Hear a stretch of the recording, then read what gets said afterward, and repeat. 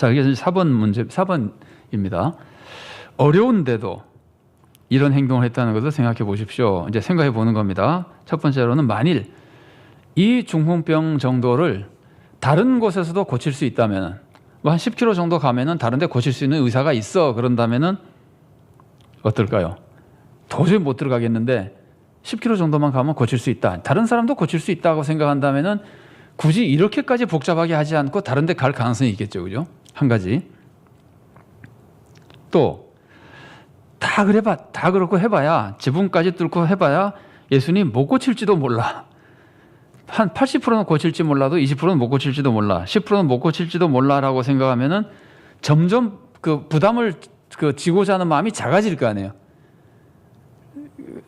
이게 확실하다 그러면은 목숨 걸고 하는 거지만은 했는데 안 될 수도 있다고 생각하면은 목숨 걸기가 어려워지잖아요, 사람들이. 그러니까 이게 지금 두 가지 면에서 이 사람들의 믿음의 모습을 볼 수 있는 겁니다. 하나는 다른 데서는 안 된다. 물론 이 사람이 오랫동안 중풍을 앓았을 것이고 그동안에 뭐 많은 노력을 했고 안 된다는 걸 알겠죠. 그죠? 그러니까 그게 이 사람들의 절박성을 보여준 한 가지 모습이고, 거꾸로 말하면 그만큼 예수님에 대해 집중된 믿음입니다. 다른 곳에서는 안 된다. 예수님 밖에는 지금은 이제 믿을 데가 없다. 기댈 데가 없다는 것이고, 또 하나는 예수님은 분명히 할 수 있을 것이다. 그러니까 우리가 예수님이 비유 중에서 감춰진 보화 비유라는 게 있잖아요. 밭에서 보화를 발견하면은 집을 팔아서라도 그 땅을 사는데, 이 땅을 살 때 이 사람이 그 보화가 그 보화 아닐지도 몰라. 그럼 집 팔겠습니까? 보화라고 생각했는데 가만 생각해 보니까 그게 보화가 아닐 수도 있지 않을까. 그럼 집 팔겠어요? 안 팔죠. 확인해 보기 전까지는 안 팝니다. 그러니까 보화라고 확신하고 있기 때문에 집을 파는 거거든요. 집을 팔아서라도 그 밭을 사는 거거든요. 마찬가지입니다. 온 힘을 다해서 예수님을 찾아가는 것은, 예수님은 확실하다. 예수님에게는 분명한 구원이 있다는 것을, 이 중풍병자의 입장에서는 예수님은 분명히 고친다고 하는 확신이 있기 때문에 뭐라 그럴까요? 이런 부담을 다 무릅쓰고 예수님을, 지붕을 뚫고 예수님 앞에 중풍병자를 이제 내려놓는 것이라고 볼 수 있습니다. 그래서 이 3번의 말씀입니다. 예수님만 치유하시고 다른 데는 갈 곳이 없다. 절박하죠. 그리고 예수님은 확실히 치유할 수 있다. 확신이죠. 이것이 이 사람들의 믿음이었습니다. 그러니까 이제 그 지붕을 뚫고 하는 거죠. 그래서 믿음의 내용과 믿음의 확신이 예수님이 치유하신다는 것과 그 치유하는 것에 대한 어느 만큼 강하게 믿었는가 하는 것을 우리가 지붕 뚫은 모습에서 볼 수 있습니다. 이렇게 절박한 모습을 보여주는 경우가 성경에 많이 있죠. 그리고 이제 절박하게 도저히 포기하지 못하고 계속해서 매달리는 거, 이건 진짜 믿고 절박하기 때문에 하는 거거든요. 그래서 믿음이 크다고 칭찬받은 사람이, 생각나는 사람이 있으니까, 다른 사람 같은 경우는 포기할 만도 한데 절대 포기하지 않고 예수님께 매달려가지고 네 믿음이 크도다 한 사람이 누구였죠? 수로보니게 여인, 마태복음에는 가나안 여인. 이 사람이 예수님 못 들은 채 했다가, 나는 이방인에게 안 해준다 그랬다가, 그 다음에 자녀의 떡을 개에게 주는 사람이 어디 있냐 그랬다가 막 이러는데도 안 가잖아요. 계속해서 붙들고 늘어지잖아요. 이게 절박한 것과 확신 속에 그러는 거거든요. 그래서 예수님이 믿음이 크다 그러셨는데, 그러니까 믿음이 크다고 하는 것은 달리 말하면은 소망이 큰 거죠. 믿음은 소망을 믿는 거니까, 믿음이 크다는 건 소망이 큰 것이고, 믿음이 크다는 것은 소망이 확실하다는 겁니다. 분명히 이루어진다고 믿는 겁니다. 믿음이 큰 만큼 더 큰 어려움도 이겨낼 수 있는 겁니다. 그러니까 믿음이 큰 사람이 순교할 수 있는 것은 믿음이 큰 만큼 목숨까지 버릴 수 있는 겁니다. 그러니까 믿음이 작으면은 목숨을 못 버리죠. 내가 목숨까지 버리면서 이 일을 할 수는 없다. 그러면 순교는 못 하는 거거든요. 그러니까 믿음이 큰 만큼 큰 어려움을 이겨낼 수 있다는 것인데, 이제 성경에 나오는 모습들이 다 그겁니다. 그래서 수로보니게 여인도 그렇고, 여기 나오는 이 중풍병자를 메고 온 사람들도 그렇고, 예수님에 대한 확고한 믿음, 정말 확실한 믿음입니다. 그 대단한 믿음을 사실 이 사람들이 보여주고 있는 겁니다. 그래서 예수님이 이제 믿음을 보시고 예수님이 이제 치유하시는데, 사실은 치유보다 죄용서부터 먼저 하시죠. 죄용서를 하시는데, 여기서 예수님이 보신 거는 누구의 믿음이죠? 5절 보시면은요, 예수께서 그들의 믿음을 보시고 그랬잖아요. 이게 지금 복수잖아요. 사람들입니다. 여러 사람입니다. 그러면은 확실한 건 뭐냐면은 환자의 믿음만 본 것은 아니라는 거예요.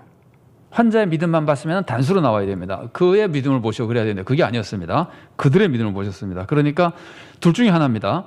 환자 플러스 친구들이든지 아니면 환자 빼고 친구들이든지, 제가 이제 정확하게 표현하기 위해서 데려온 사람들이라고 표현했는데, 환자와 데려온 사람들 전체의 믿음이든지 아니면은 데려온 사람들의 믿음이든지, 그러니까 분명한 것은 환자만의 믿음은 아니고 데려온 사람들의 믿음은 포함되어 있고, 확실하게 데려온 사람들의 믿음은 확실하게 포함되어 있습니다. 이 사람들의 믿음이 포함되지 않으면 복수를 쓸 수가 없습니다. 거기 제가 2장 5절 말씀을 인용해 놨네요.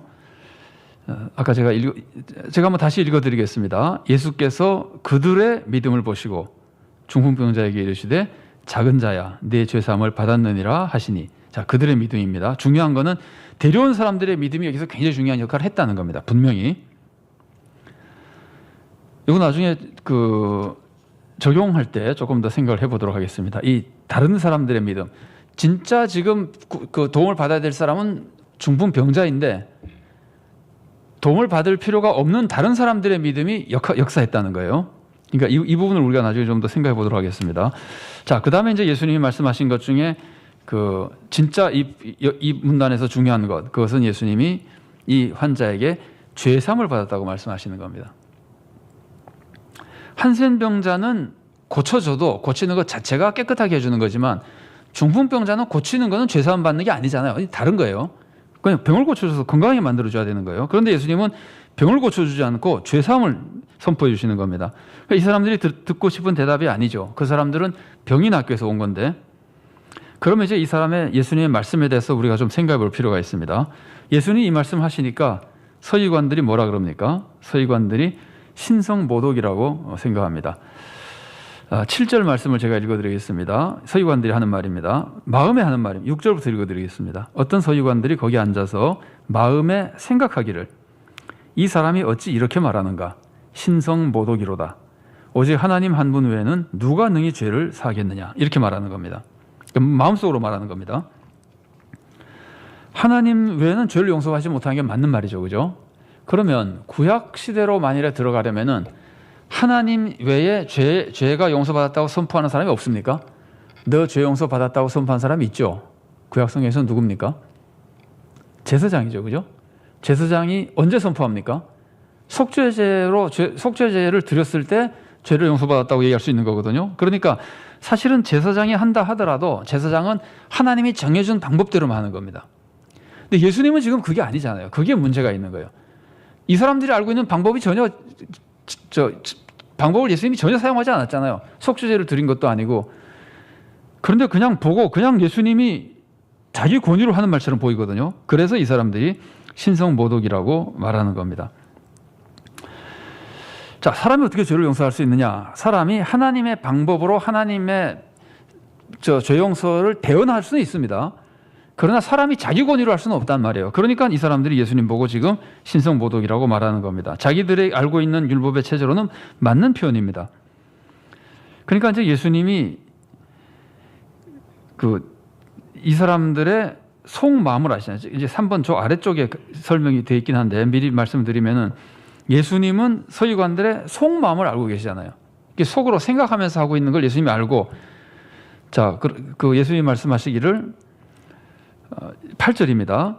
그들이 속으로 이렇게 생각하는 줄을 예수께서 그 중심에 아시고, 예수님이 지금 이 사람들의 마음을 아시잖아요. 그러면 사람들의 마음을 누가 알 수 있습니까? 하나님밖에 모르잖아요. 사람들의 마음을 다른 사람이 어떻게 알 수가 있어요? 그럼 예수님은 이미 이 모습에서 나는 하나님의 권위를 가진 분이라는 걸 알려주는 거예요. 이제 그 사람들이 그걸 깨달으면 좋은데 우리는 이제 이걸 보고 확실하게 알 수 있는 거죠. 성경이 설명해 주고 있으니까. 우리 성경 읽는 사람들은. 그래서 이 사람들은 예수님을 신성모독이라고 그러지만 예수님은 사실은 하나님의 권위를 가지고 지금 하고 계시는 겁니다. 이걸 예수님이 이 성경 말씀에서 알려주고 있는 겁니다. 자, 그 다음에 예수님의 대답이 굉장히 재미있어요. 죄사함을 받았다 하는 말과 일어나 걸어가라는 말 중에 어느 것이 쉽겠느냐. 이거를 말하기 쉽고 어려운 거는 이런 말 있잖아요. 발음하기 쉬운 말, 말이 길고 짧은 말. 예를 들어서 네 하겠습니다라고 하는 것보다 네 하는 게 쉽잖아요. 그런 식이었겠냐면 그런 식은 아니었겠죠. 그죠? 이게 지금 두 단어에 원래 예수님이 여기서 말씀하신 두 말에 길이가 어느 게 더 길고 표현이 어느 게 더 발음이 어느 게 더 어렵고 그건 아니겠죠. 그죠? 그건 아니고 인간의 입장에서 어느 것이 더 쉬운 말이겠느냐 이제 이런 뜻인데 여기에 대해서는 굉장히 여러 가지 해석이 있습니다. 이게 굉장히 중요한 질문이고 여러 가지 해석이 가능하기 때문에 학자들이 여러 가지 해석을 하고 있는데, 많은 해석 중에 하나가 양과로 1번 있죠, 그죠? 둘 다 인간의 능력을 초월한 것이다. 죄사함을 받았다고 하는 것도 사람이 할 수 있는 게 아니고 이런 중풍병자를 낫게 하는 것도 사람이 할 수 있는 것이 아니다. 둘 다 하나님의 권능으로만 할 수 있는 것이다. 이렇게 생각하는 경우가 있고, 자, 두 번째로는 어느 것이 쉽겠느냐 그러면 둘 다 어렵다. 둘 다 인간은 못한다.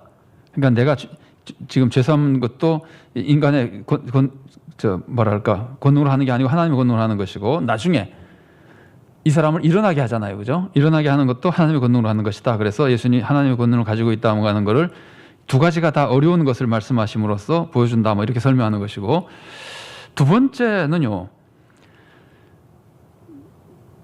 병을 치료해 주는 것이 보통 인간이 할 수 없는 것이긴 하지만 하나님으로부터 치유의 능력을 받은 사람들은 있어요. 많이 있었어요, 그동안에. 구약 성경에도 뭐 수많은 선지자나 제사장들이나 이런 사람들이 신앙인들이 병을 고쳐줬었고, 예수님 시대에도 병 고쳐준 사람들이 많았습니다. 기적으로 병 고쳐준 사람들이 예수님 시대에도 많았습니다. 그러니까 병 고쳐주는 기적의 능력을 받은 사람은 역사적으로 쭉 있어 왔고 지금 당시에도 없는 게 아닙니다. 오늘날도 있잖아요.